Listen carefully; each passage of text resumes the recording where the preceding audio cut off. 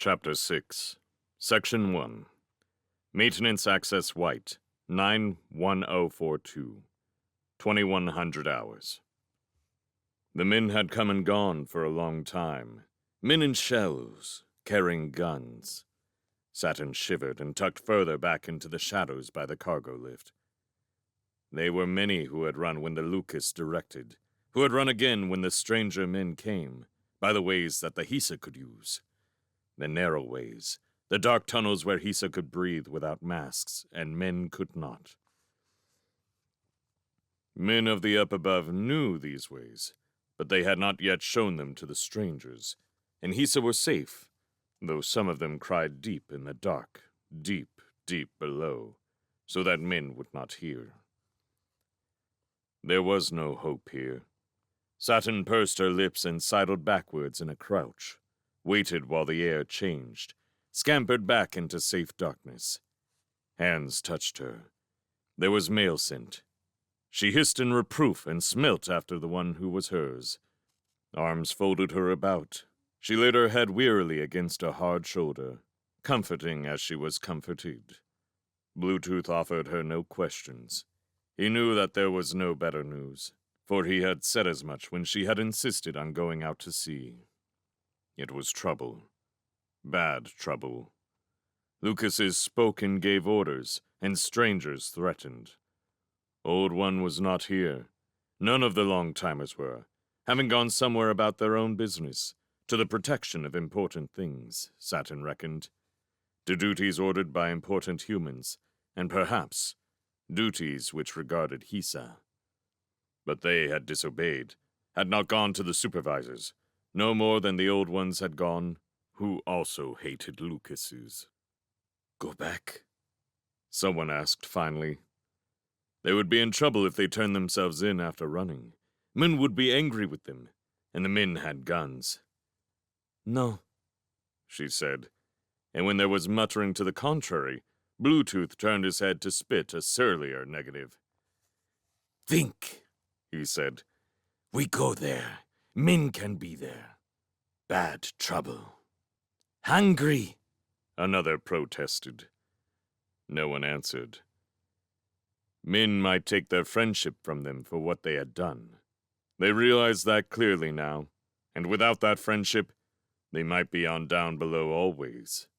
Saturn thought of the fields of Downbelow, the soft clouds she had once thought solid enough to sit on, the rain and the blue sky, and the gray-green-blue leaves, the flowers and soft mosses.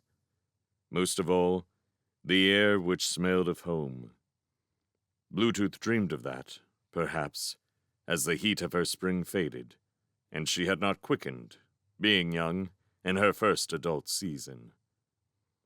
Bluetooth saw things now with a clearer head. He mourned the world at times she did, but to be there always and forever. Sky sees her. That was her name, and she had seen truth. The blue was false, a cover stretched out like a blanket. Truth was black distances, and the face of great sun shining in the dark. Truth would always hang above them. Without the favor of humans, they would return to Downbelow without hope, forever and ever to know themselves shut off from the sky. There was no home now, not now that they had looked upon sun. "Lucas's go away sometime," Bluetooth murmured against her ear. She burrowed her head against him, trying to forget that she was hungry and thirsty, and did not answer him. "Guns," said another voice near them. "They will shoot us, and we will lose ourselves forever." "Not if we stay here," said Bluetooth, "and do what I said." "They are not our humans," said Big Fellow's deep voice. "Hurt our humans, these." "This is a man fight," Bluetooth returned. "Nothing for the Hisa." A thought came. Saturn lifted her head. "Constantine fight. This.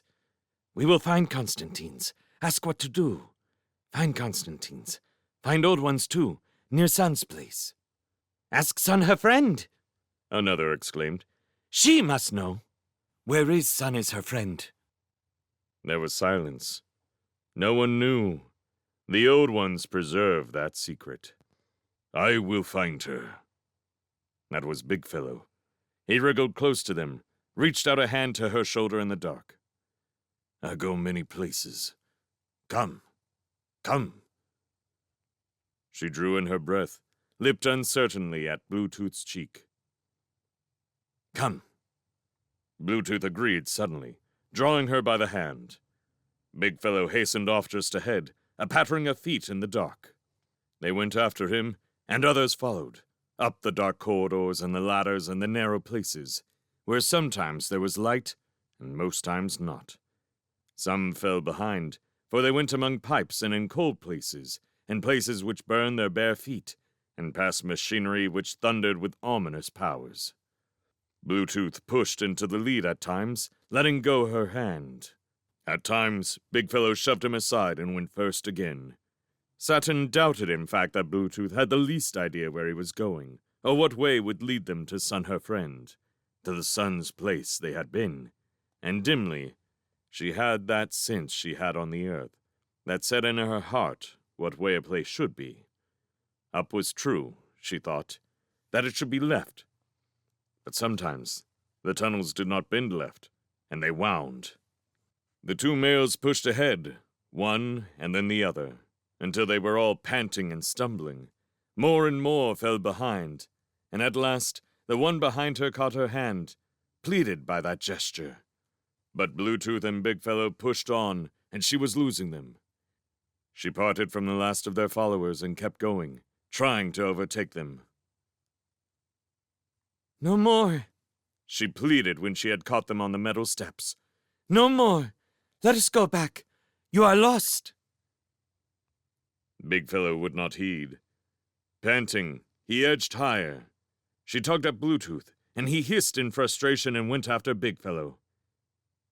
Madness. Madness had settled on him. You show me nothing? She wailed. She bounced in despair and hastened after, panting, trying to reason with them, who had passed beyond reasoning. They passed panels and doors where they might have gotten out into the open. All these they rejected. But at last, they came to a place where they were faced with choices, where a light burned blue above a door, where the ladders extended everywhere, up and down, and in 3 other directions. Here, Big Fellow said after a little hesitation, feeling of the buttons at the lighted door. Here is a way. No, Saturn moaned. No, Bluetooth objected too, perhaps recovering his sense. But Big Fellow pushed the first button and slipped into the air chamber when the door opened. Come back! Bluetooth exclaimed, and they scrambled to stop him, who was mad with the rivalry, who did this for her and for nothing else. They went in after him. The door closed at their backs, and the second door opened under Big Fellow's hand as they caught up with him. And there was light. It blinded. And suddenly, guns fired, and Big Fellow went down in the doorway with a smell of burning. He cried and shrieked horribly, and Bluetooth whirled and hit the other door button, his hard arm carrying her with him as the door opened and wind surged about them. Man voices bellowed over a sudden wail of alarms, silenced as the door closed.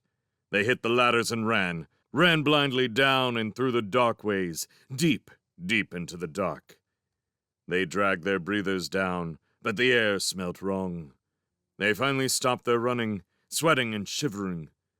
Bluetooth rocked and moaned with pain in the dark, and Saturn searched him for a wound, found his fingers locked on his upper arm. She licked the sore place, which was hot and burned, soothed it as best she could, hugged him, and tried to still the rage which had him trembling. They were lost, both lost in the dark ways, and Big Fellow was horribly dead. And Bluetooth sat and hissed with pain and anger, muscles hard and quivering. But in a moment, he shook himself, lipped at her cheek, shivered as she put her arms about him. Let us go home, he whispered. Let us go home, Tamutsapitan, and no more see humans. No machines, no fields, no man work. Only Hisa, always and always. Let us go home. She said nothing. The disaster was hers, for she had suggested, and Big Fellow had wanted her, and Bluetooth had risen to the challenge of his daring, as if they had been in the high hills. Her disaster, her doing. Now Bluetooth himself spoke of leaving her dream, unwilling to follow her further. Tears filled her eyes, doubts for herself, loneliness, that she had walked too far. Now they were in worse trouble, for to find themselves, they must go up again to the man-places, and open a door, and beg help. And they had seen the result of that. They held each other, and did not stir from where they were.